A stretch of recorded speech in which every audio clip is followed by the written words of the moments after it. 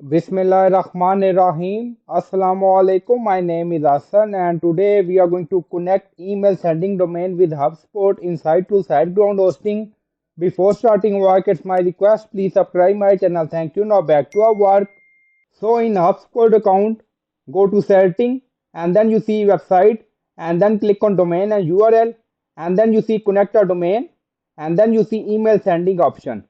So you can verify your domain. Then you will see CName record. Now we are going to add CName record inside ground hosting. Now on left side you see domain. So click on it and then you see DNS zone editor. So click on it. Now DNS zone editor open and then you see CName.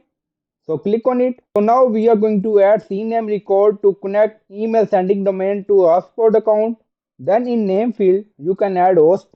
Then in resolve to field add required data and then click on create. Now you see CName record is created. Now click on back. So we are going to add another CName record. Then again add host in name and then add required data in resolve to field. Now paste and then click on create. Now CName record is created. Now scroll down. You see CName record we created to link sending email domain to Hubspot account. So I hope you like this video. Please like, comment, share, subscribe. Thank you for watching.